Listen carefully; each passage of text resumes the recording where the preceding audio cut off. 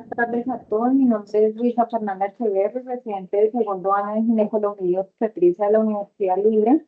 Y el día de hoy les traigo el tema de síndrome de abstinencia en la gestante. Mi tutora para esta charla fue la doctora María Rosario Rojas, toxicóloga clínica de la PUTS, clínica en Banaco, Cali.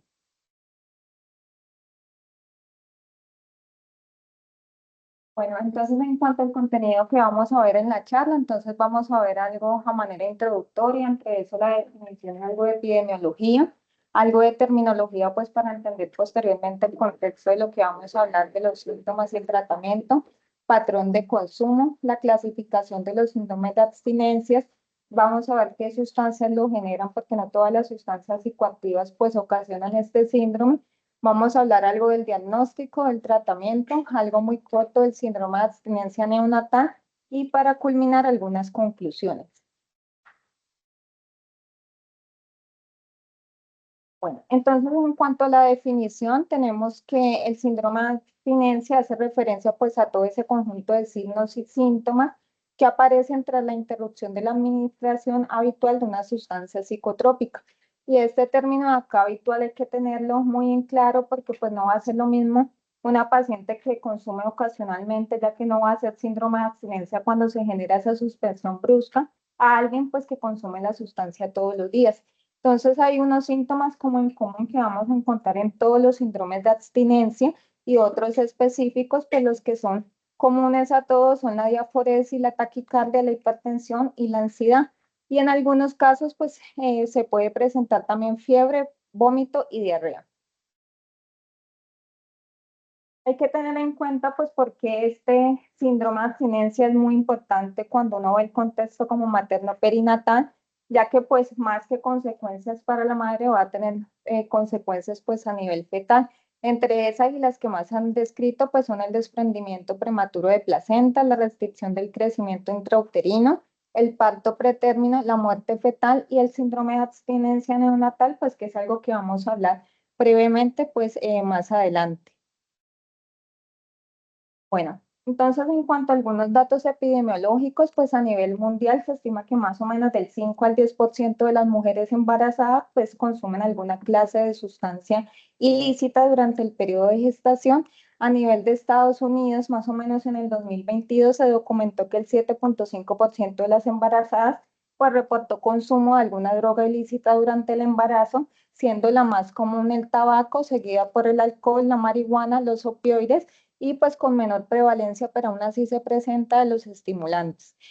Pues a nivel de Colombia, uno busca y los datos en verdad son muy escasos, pero pues más o menos estiman que la prevalencia oscila entre el 2 y el 6%, y pues lo que sí se ha documentado es que hay un reporte creciente tanto del uso de marihuana como de cocaína en las mujeres embarazadas. Bueno, entonces vamos a empezar como con algunos términos que hay que tener en claro para entender todo más adelante. Entonces, pues cuando uno habla de droga, hace referencia a toda entidad química o la mezcla de ellas que no es como tal necesaria como para la conservación y el mantenimiento de la salud, pero pues su administración modifica funciones y posiblemente estructuras biológicas que van a ser las encargadas pues, de desencadenarnos toda la sintomatología del síndrome de abstinencia. Entonces, cuando nosotros hacemos referencia al abuso de droga, pues es este uso excesivo, persistente o esporádico, pues de la droga que es incompatible pues con una práctica médica que se considera aceptable. Hay que tener en cuenta que cuando hay abuso de sustancias, pues uno puede generar una dependencia física o una dependencia psíquica. Entonces, en cuanto a la dependencia física, pues es como ese estado de adaptación del organismo que se traduce como en la presencia de alteraciones físicas que se ocasionan pues al suprimir como tal la administración de la droga. Y ya cuando uno hace referencia pues a la dependencia psíquica, ya es como el estado de bienestar y satisfacción que motivan pues como tal a la paciente a que consuma la droga y pues este induce como a la paciente a repetir la administración pues para continuar en ese estado o evitar como tal la aparición de todo lo que serían los síntomas de abstinencia. Ya cuando hablamos de tolerancia pues vamos a tener como tres tipos de tolerancia. La primera es la tolerancia directa, la indirecta y la inversa. Entonces, la tolerancia directa pues está caracterizada como por todo el estado de la adaptación que se caracteriza por la disminución de la respuesta a una misma cantidad de droga. Entonces, son aquellas pacientes pues que cada vez como que van a necesitar mayor cantidad de droga para tener los mismos estímulos que tenían previamente con una cantidad menor. La tolerancia inversa es al contrario, o sea, es ese paciente que consume una determinada cantidad de droga, pero cuando ve que la consume en pequeñas dosis, pues van a ver que a pequeñas dosis van a esperar como los mismos efectos. Y ya la tolerancia cruzada es como tal la forma de tolerancia que aparece con una droga y con otras del mismo tipo, pues típicamente los ejemplos que más claramente vemos aparecen entre la heroína y la morfina y entre el alcohol y lo que es los barbitúricos. Y ya, pues, saliéndonos un poquito del síndrome de abstinencia, hablando de intoxicación y sobredosis, que fue todo el patrón del toxidromes que vimos en las charlas anteriores, pues ya lo vimos y lo documentaron, pero pues esto está definido básicamente en los tres criterios según el DMS-5 y el CIE-10. Bueno, entonces hay que tener en cuenta pues que hay cuatro patrones de consumo. El primero es el experimental, que son esas pacientes pues que consumen la sustancia de manera fortuita durante un tiempo muy limitado o que es en cantidad muy reducida. Ya el consumo como tal ocasional es ese consumo intermitente de cantidades pues cuya principal motivación es como tal la integración grupal. Ya tenemos este patrón de consumo habitual, que era el que hablábamos de un principio y que nos hace la definición de lo del síndrome de abstinencia, pues que es aquel consumo que tiene lugar a diario, pues tiene normalmente un doble propósito. Y ya tenemos el consumo compulsivo, que son aquellos pacientes pues que tienen un consumo muy intenso que se produce varias veces al día. También tenemos pues que hay un síndrome de abstinencia agudo, un síndrome de abstinencia tardío y uno condicionado. Entonces el agudo pues son todos ese conjunto de signos y síntomas, tanto orgánicos como psíquicos, pues que aparecen inmediatamente después de la pues suspensión brusca de la sustancia que se consumía de manera habitual. Luego ya el tardío son aquellas también, o sea, alteraciones tanto a nivel físico como a nivel psíquico que persisten durante un largo periodo de tiempo. Se han descrito que incluso pueden ser años después de haber hecho la suspensión brusca de la sustancia. Y ya este estado, el consumo condicionado, que es como tal la aparición de la sintomatología, que vamos a ver que es típica un síntoma de abstinencia en un paciente, digamos, que ya no consume, pero que se ve respuesto a los estímulos que anteriormente lo llevaron a consumir. Entonces, por ejemplo, es esa paciente que solía consumir droga pues en el baño, no vuelve a consumir en un periodo de largo tiempo, pero cuando vuelve a ver ese baño, cuando vuelve a ver todo lo que le recuerda a ese baño, pues empieza otra vez con todos los síntomas del síndrome de abstinencia. Bueno, entonces hay que tener en cuenta que no todas las sustancias psicoactivas producen síndrome de abstinencia. Las que las producen las tenemos acá numeradas del 1 al 5, que son los opioides, el alcohol, las benzodiazepinas, el bazuco y los inhalantes. Pero hay otras sustancias como la marihuana, la cocaína y las anfetaminas que hay que tener en cuenta que no nos van a producir como tal un síntoma de abstinencia, sino que nos van a producir o intoxicación, que fue lo que ya vimos en los toxidromes, una cosa que se llama craving, que es como esa ansiedad persistente que uno tiene por consumir la droga. Hay que tener en cuenta también que normalmente en la población general y aún más las embarazadas, pues ellas tienen un patrón de policonsumo. O sea, ellas pueden decir como que no, pues yo tomo opioides o eso, pero cuando uno va a ver, en realidad pues son muchas las sustancias psicoactivas que van a consumir al tiempo y pues esto hay que tenerlo en cuenta para enfocar tanto el diagnóstico como el tratamiento. Bueno. Antes de hablar un poquito como de cada una de las sustancias que pueden producir el síndrome de abstinencia, vamos a recordar un poquito la clasificación de la FDA de fármacos durante el embarazo para que entendamos el contexto más adelante. Entonces, recordemos que la clasificación A son aquellos estudios controlados que no han demostrado pues, riesgos como tal para el feto. Ya en la clasificación B, pues son estudios en animales que no han demostrado como tal riesgo teratogénico, pero pues no hay evidencia como de que hayan estudios controlados en mujeres gestantes. Ya la categoría C son aquellos estudios como tal en animales que han demostrado riesgo teratogénico, pero como no hay como tal estudios controlados en las mujeres gestantes, la D existe evidencia pues de que evidentemente hay un riesgo teratogénico embriotóxico para el feto, y ya la X pues son los que totalmente están contraindicados, ya que pues se realizaron estudios en humanos y han demostrado pues que tienen alteraciones fetales. Hay que tener en cuenta que tanto, digamos, la C y la D, uno puede sopesar como riesgo-beneficio, o sea, si hay más beneficio que riesgo, pues se podrían administrar, pero la X definitivamente está contraindicada y en ningún caso pues se deben utilizar en la mujer gestante.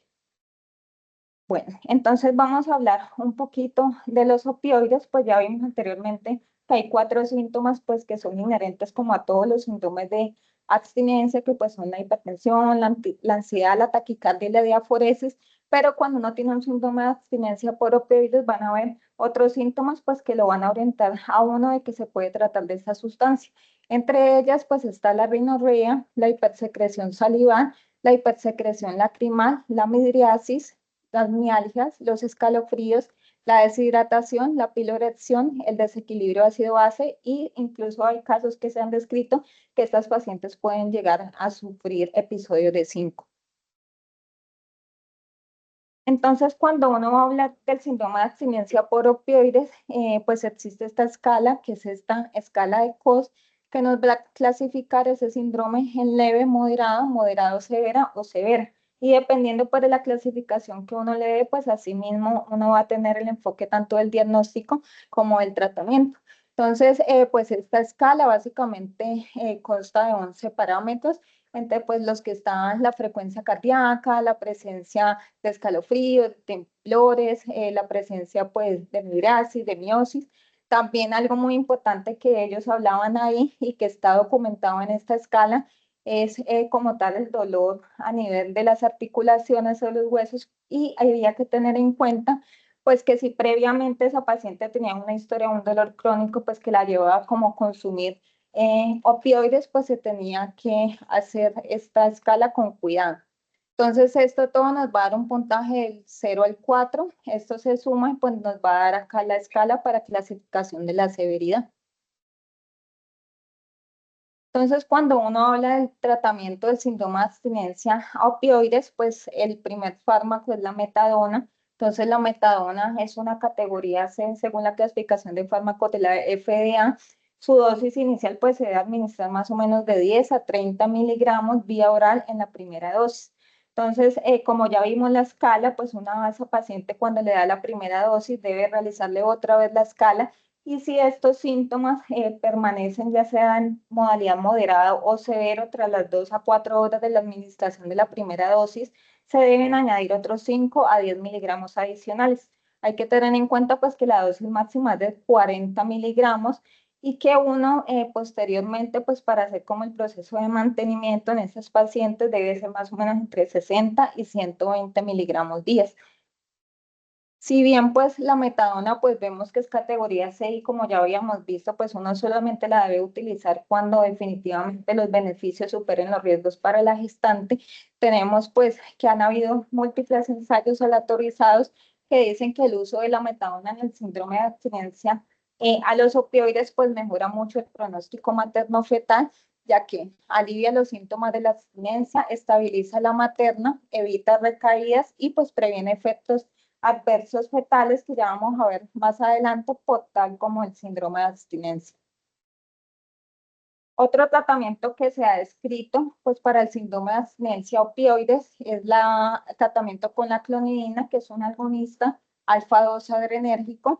Entonces ellos, pues está documentado que también es categoría C, sin embargo, pues también se ha visto que tiene mucha ayuda y mucha utilidad en el síndrome de abstinencia en la gestante, y se hace en este esquema que aparece acá. El día 1 pues se da 0.15 miligramos cada 8 horas.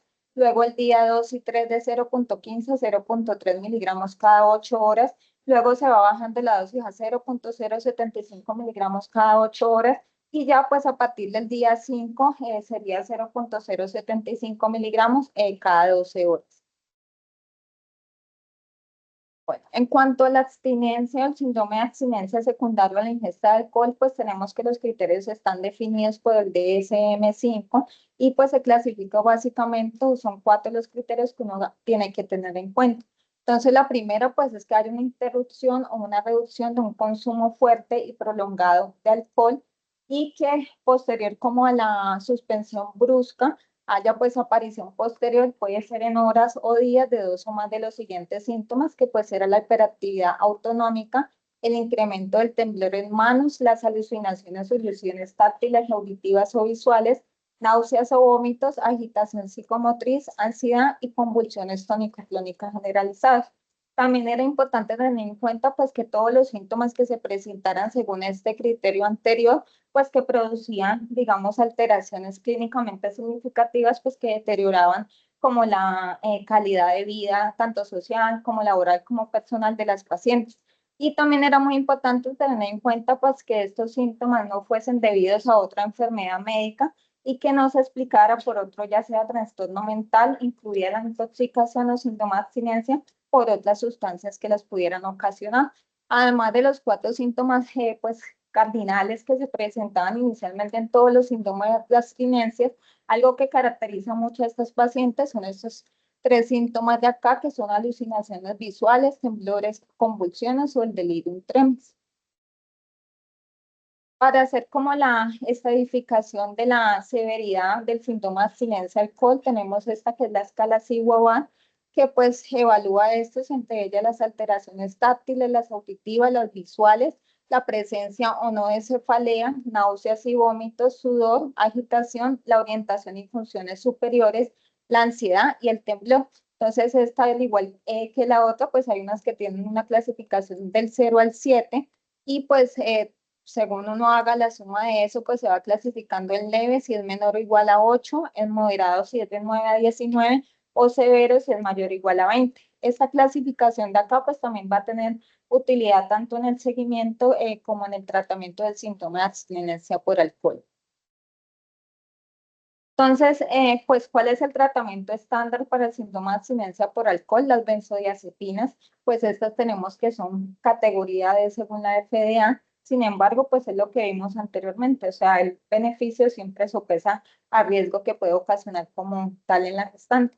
Pues sabemos que las benzodiazepinas lo que hacen es activar como todos los receptores neuronales GABA, de modo que simulan como los efectos del alcohol, lo que hace que la paciente pues tenga menos persistencia de la sintomatología, y hay como dos maneras de enfocar el tratamiento. Entonces, la primera es hacer un esquema con una dosis fija de diazepam. Entonces, el día 1 uno empezaría con 10 miligramos cada 6 horas, luego el día 2 pasaría esos 10 miligramos a cada 8 horas, luego ya el día 3 sería la mitad de la dosis también cada 8 horas, el día 4 más o menos 5 miligramos cada 12 horas y ya a partir del día 5 pues 5 miligramos día. Pero hay una dosis que se basa más en la sintomatología y como tal en la aplicación de la escala Chihuahua, que es que si la escala definitivamente da mayor a 8 o 10, entonces uno podría iniciar con una dosis de diazepam de 5 a 10 miligramos cada 12 horas o lorazepam 1 a 2 miligramos cada 1 o 2 horas.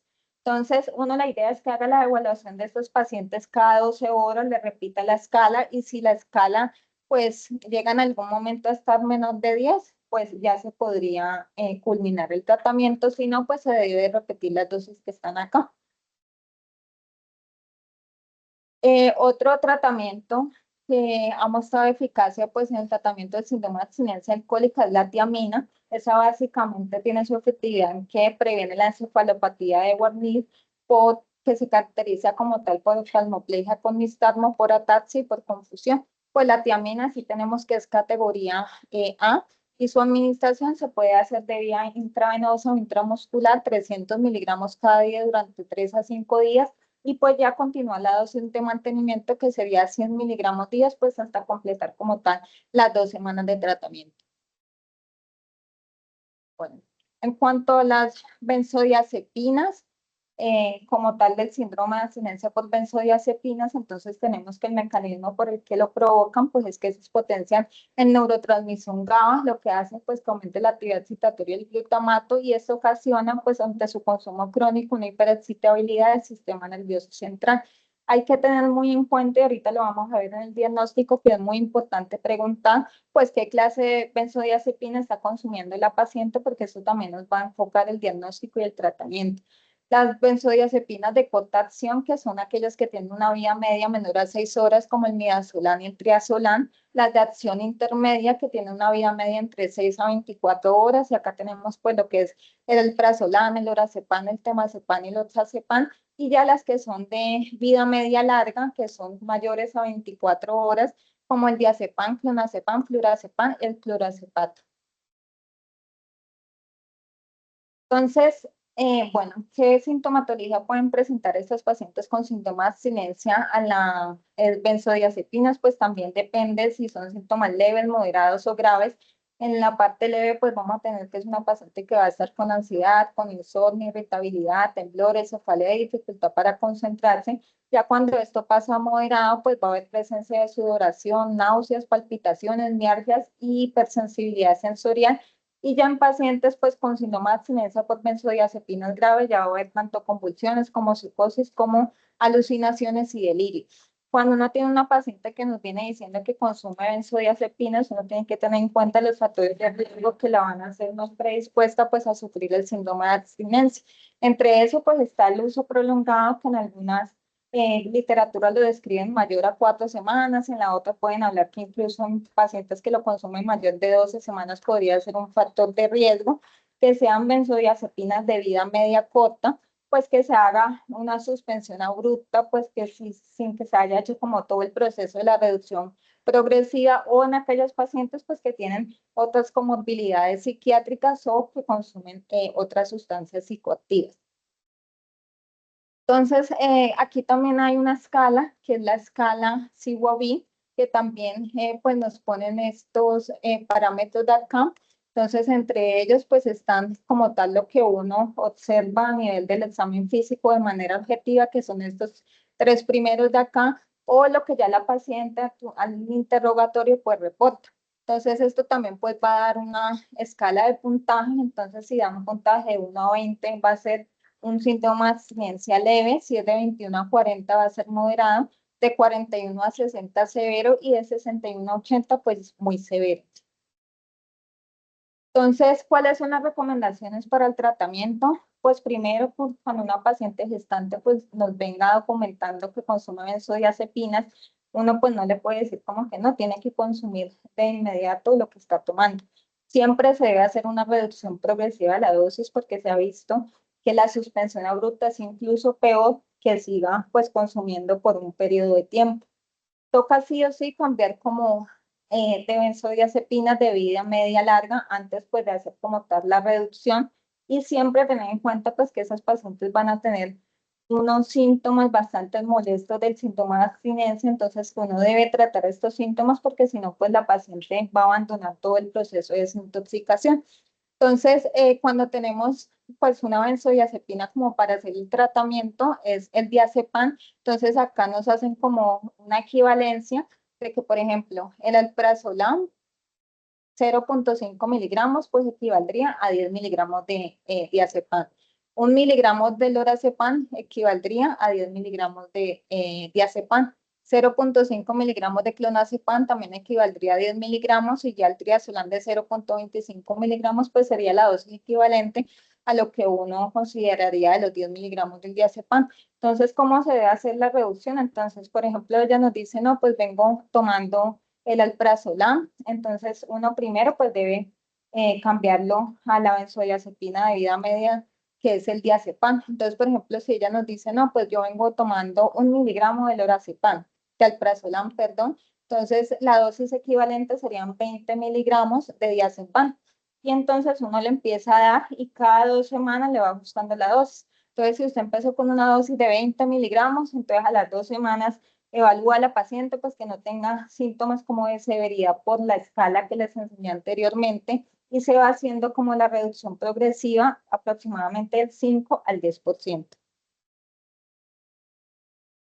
Bueno, otra de las sustancias pues que nos pueden producir síndrome de abstinencia es el bazuco, que esa es básicamente la pasta base de la cocaína, y esta está compuesta como principalmente por toda la extracción de los alcaloides de la coca, que no llegan a ser como tal procesados hasta convertirse en clorhidrato de cocaína. Entonces, cuando uno tiene un síndrome de abstinencia por bazuco, tiene básicamente dos fases que uno puede pero en la paciente la primera fase pues es la paciente que está caracterizada porque tiene disforia, tiene hiperfagia, hipersomnia, y ya la segunda fase pues son como síntomas más de depresión, de irritabilidad y de ideas como tal paranoides. El bazuco, pues a comparación como de las otras dos síndromes de abstinencia, no tiene como un tratamiento específico, sino que su tratamiento es más orientado pues a reducir los síntomas que produce. Entonces ahí pues básicamente dependiendo de las fases, dos clases de síntomas, los primeros los depresivos, la anedonia y la fatiga, que se pueden tratar con la sertralina, una dosis de 50 a 100 miligramos día o la fluoxetina 20 a 40 miligramos día, pues teniendo en cuenta que es categoría C, pero lo mismo como he dicho anteriormente, pues que el beneficio evidentemente sopesa el riesgo que le puede traer a la gestante. Y ya en pacientes pues que están en la fase que están ansiosos, irritables, con insomnio, ya tenemos estos que son la trazodona, se puede dar a dosis de 50 a 100 miligramos en la noche, la mirtazapina de 15 a 30 miligramos en la noche, la hidroxicina 25 miligramos cada 8 horas, y pues también entendiendo que es categoría C. Algo muy importante que hay que tener en cuenta es que en esos pacientes que tenían síndrome de abstinencia por el bazuco se debe a toda costa evitar las benzodiazepinas, pues porque se nos va a convertir como al otro lado y a darnos un síndrome de abstinencia por benzodiazepina en el momento en que uno pues lo tenga que suspender. Entonces es como solucionar el problema del bazuco, pero enfrentándonos al otro problema. Bueno, entonces, a grosso modo, según el DMS-5, cuando uno habla de síndrome de abstinencia, el diagnóstico se hace pues en base a estos tres criterios. La primera, pues, son presencia de un síndrome como tal específico, que fue los síntomas que ya les hablé anteriormente de una sustancia, debido pues como tal al cese o reducción de un consumo prolongado y en grandes cantidades. El segundo es que el síndrome específico de la sustancia pues causa como un malestar que es clínicamente significativo y pues ocasiona deterioro como tal de la actividad tanto laboral como social de la paciente. Y el tercero pues es que los síntomas no se deben explicar mejor pues por la presencia ni otro trastorno mental. Bueno, entonces cuando uno va a hacer el enfoque diagnóstico, lo primero es identificar qué tipo de sustancia, dosis, frecuencia y tipo de uso tiene la paciente. Entonces, como les dije anteriormente, pues normalmente la paciente que está consumiendo alguna droga, lo más probable es que esté consumiendo mucho, entonces siempre hay que interrogarla, pues para hacer como el enfoque diagnóstico de una manera correcta. Eso es algo muy importante y es que uno debe preguntar directamente a la paciente, ¿usted está consumiendo alguna sustancia psicoactiva en un entorno pues sin juicio? Uno obviamente pues sabe pues que eso es dañino tanto para la mamá como para el bebé, pero pues muchas pacientes como por la actitud del médico, por la forma en que le habla, pues no te van a decir qué sustancia está consumiendo porque se sienten como tal juzgadas y eso nos va a dificultar tanto el diagnóstico como el tratamiento. También puedes evaluar como tal la motivación que tiene la paciente pues a dejar de consumir estas sustancias, toda la historia psiquiátrica y pues el contexto social como que la llevaron a esto.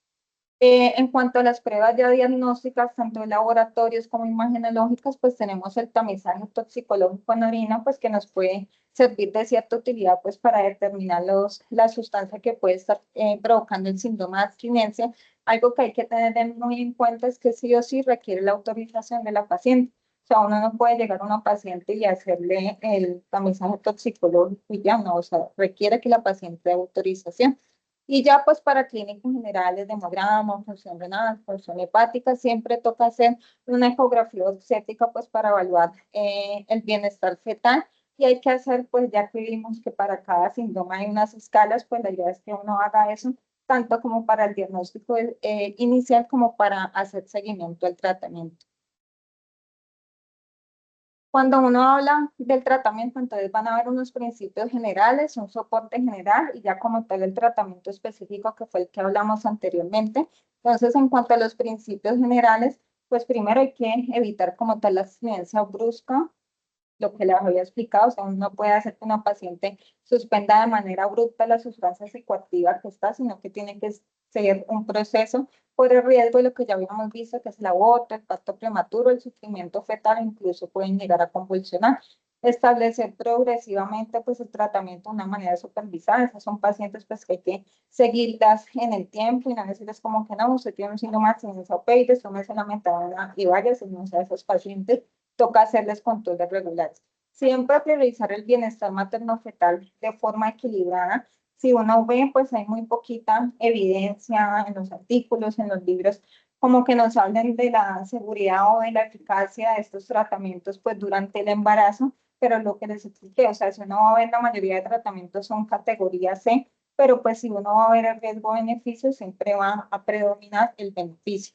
Cuanto al soporte general, cuando uno aplica las escalas y hay un síndrome de abstinencia moderado o severo, esa paciente se debe hospitalizar, o sea, no se le debe hacer el manejo ambulatorio por el riesgo pues, de complicaciones materno-fetales. También pues uno de los criterios que nos obligan a hospitalizar este tipo de pacientes es como tal la falta de red de apoyo para, o imposibilidad para hacerle el seguimiento. Siempre pues debe ser importante la hidratación, la nutrición y el control del sueño, ya que la mayoría de síndromes de abstinencia pues nos van a ocasionar alteraciones en su patrón y pues siempre toca tener en cuenta que fuera el manejo específico que fue el que ya hablamos, toca hacerle el manejo sintomático según el tipo de sustancia. Entonces, la paciente gestante con un síndrome de abstinencia requiere sí o sí un enfoque multidisciplinario, no solamente podemos ser nosotros, o sea, tiene que estar toxicología, psiquiatría. Algo muy importante que describían en la mayoría de los días era que una paciente pues que tenía un plan de parto en algún hospital, siempre era importante pues informarle al neonatólogo que esa paciente consumía alguna sustancia para cuando el bebé pues empezara a hacer síntomas como poder orientar más el tratamiento y siempre se debe pedir valoración por trabajo social y por psicología. Y ya ese es el tratamiento específico como manera de resumen de lo que hablamos anteriormente. Entonces, en los opioides, pues tenemos la metadona y los agonistas alfa-2 adrenérgicos como la clonidina. En el alcohol, las benzodiazepinas y la tiamina. En las benzodiazepinas, pues la benzodiazepinas con la reducción progresiva y cambio de una benzodiazepina de vida media, como el diazepam. Y ya el bazuco, pues no tiene ningún tratamiento específico, sino que su tratamiento es meramente síntoma. Bueno, y para hablar, pues algo muy breve como el síntoma de abstinencia neonatal, pues hay que tenerlo en cuenta, al menos pues saber nosotros como ginecobstetra cómo identificarlo, ya que este pues se caracteriza por todo ese conjunto de signos y síntomas. Se presenta un recién nacida tras la interrupción como tal de manera súbita de la exposición crónica intrauterina a las sustancias. Se ha descrito pues que las principales sustancias a las que está atribuido este síndrome de abstinencia son los opioides.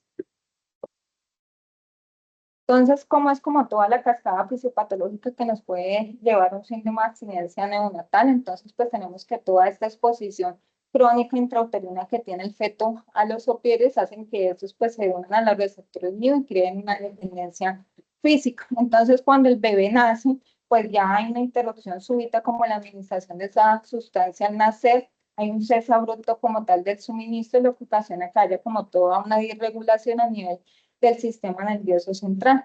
Y esta regulación neuroquímica pues va a aumentar la actividad GABAérgica, que va a disminuir toda la actividad noradrenérgica, pues ocasionando todos los síntomas que vamos a ver que le dan a estos recién nacidos.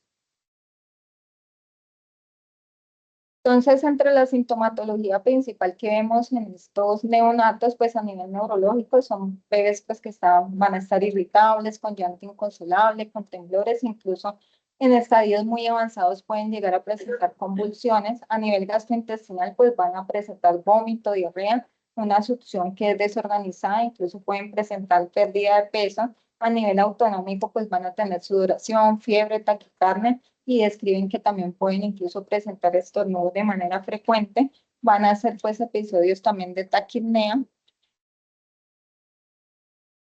Y hay que tener en cuenta esta escala, que es la escala de Finnegan, que clasifica como el síndrome de abstinencia neonatal en base como a esas alteraciones. Entonces, en base a las alteraciones del sistema nervioso central, de las alteraciones metabólicas, vasomotoras o respiratorias y de las alteraciones gastrointestinales. Entonces, la presencia de esos, pues cada uno va a dar un puntaje y dependiendo de eso, pues van a clasificar en estos. Entonces, si es de 0 a 7, pues se dice que el bebé no tiene síndrome de abstinencia. Si es de 8 a 12, el síndrome de abstinencia puede ser leve o moderada. De 13 a 16 es un síndrome de abstinencia moderada o severa. o mayor de 16, pues ya hablamos de un síndrome de abstinencia severa y eso es importante, pues porque va a enfocar el tratamiento que le debe realizar pediatría a estos neonatos. Bueno, y ya manera de conclusión, pues tenemos que el síndrome de abstinencia en la gestante pues representa un riesgo tanto para la madre como para el feto, pues con posibles tanto complicaciones obstétricas, neonatales y psicosociales, que pues no se debe hacer una interrupción brusca del consumo de sustancias en el embarazo, más con fármacos como los opioides y las benzodiazepinas, que el manejo siempre debe ser multidisciplinario, pues incluyéndonos a nosotros los neocorsetas, pero también debe estar psiquiatría, pediatría, neonatología, psicología de trabajo social, que el tratamiento farmacológico pues siempre debe individualizarse según la sustancia que refiere a la madre que está consumiendo, que la detección temprana tanto del consumo y la prevención oportuna en el embarazo pues son claves para que estas mamás pues tengan mejor desenlaces perinatales y que algo que hay que tener muy en cuenta y que decía como en la mayoría de la literatura, y era que el temor y el al castigo como legal que se le podían presentar, pues hacía como que estas mamás no nos refirieran la sustancia que estaban consumiendo y pues esto iba a tener una implicación en que uno no podía hacer un diagnóstico y un tratamiento oportuno. Muchas gracias.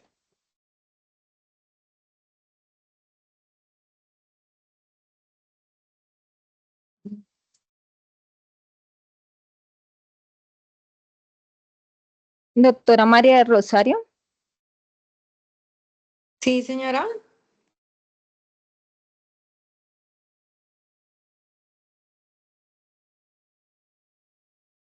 ¿me escuchas? Sí, Ah, bueno. Nada, me parece que estuvo muy completa. Yo creo que quiero hacer como nada más unos apuntes ahí. En la parte en que tú mencionabas las benzodiazepinas, que la idea era cambiarlas por una de vida media larga, así es, pero eso sucede única y exclusivamente cuando la paciente está hospitalizada, ¿ya? Que ahí es cuando se puede hacer el cambio como al diazepam. Si se va a hacer el desmonte ambulatorio, entonces ese desmonte se hace del 5 al 10%, pero con el mismo medicamento que él lo tenga, es decir, alprazolam, clonazepam y demás. Ya, si se va a quedar internada, ahí sí hacemos como el cambio al diazepam. Lo otro ahí que también es bueno que tengan en cuenta es de que no solo son benzodiazepinas, sino medicamentos Z. Ahorita está muy de moda que utilicen supiclones, supiclona, solpidem, y además que estos medicamentos son de venta en libre en las farmacias, ajá. Entonces también están generando mucha dependencia. Y una sustancia que cada vez tiene más furor acá en el país es el TUSI. Entonces, ¿qué pasa con el TUSI? Que es una mezcla de ketamina, cafeína y MMA, es decir, el éxtasis, pero en algunas ocasiones puede estar combinado con opioides como metadona, por ejemplo, o en algunos casos puede estar combinado incluso con benzodiazepinas. Porque es importante reconocer esto, porque entonces yo tengo una paciente con TUSI que en teoría no me genera síntomas de abstinencia, pero yo le veo que está diforética, que está disautonómica, que está ansiosa. Puede ser de que el TUSI que consume está adulterado con alguna de estas sustancias y el manejo va a estar enfocado en el uso pues también de ansiolíticos tipo benzodiazepina y que está contraindicado el uso de ketamina en este tipo de pacientes, precisamente ¿por qué? Porque como el TUSI lo hacen con keta, entonces va a aumentar el riesgo de tener un efecto serotoninérgico, va a aumentar el riesgo de hacer una rhabdomiólisis. Entonces son como indicaciones que me parece que son puntuales dar. Este no es un tema fácil, como te lo comenté en un comienzo, pues porque no hay un sitio específico de dónde sacar la información, entonces toca irlas como desglosando, pero las sustancias que se nombraron son las más comunes y recordar que principalmente lo que es la cocaína y las anfetaminas, más que un síntoma de abstinencia, que me imagino lo mencionaste al principio, van a generar es un cuadro de intoxicación. No sé si tengan alguna pregunta puntual.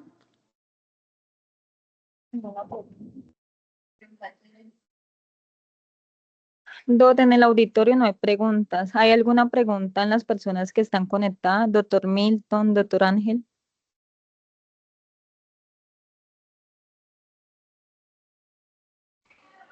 Buenas tardes para todos. Pues quiero agradecerle a la profesora Rojas sobre la la asistencia a la revisión. No, yo no tenía la duda de las benzodiazepinas, pero tenía una pregunta puntual que tú lo abordaste durante la exposición, es acerca de la suspensión paulatina de benzodiazepinas, que en los diferentes síndromes que hemos utilizado es una de las medicaciones que presta un apoyo farmacológico importante para la contención de los síntomas. Entonces, pero ya ahí, digamos, vos aclaraste, presentaste la reducción bisemanal en un porcentaje pues escaso de la medicación hasta suspenderla, que era como la duda que tenía, porque a veces vemos pacientes, muchos tomando benzodiazepinas en el tiempo y a veces, digamos, también como yéndonos hacia el otro lado, al tema de dependencia a este fármaco y después con la dificultad de la suspensión. Pero bueno, ese es un buen dato para lograr el manejo de la graduación en la dosis y la suspensión paulatina de la misma. Muchas gracias, Luisita, y a la doctora Rojas nuevamente muchas gracias por la ayuda. Gracias, doctor. Con mucho Doctora gusto. Ángela.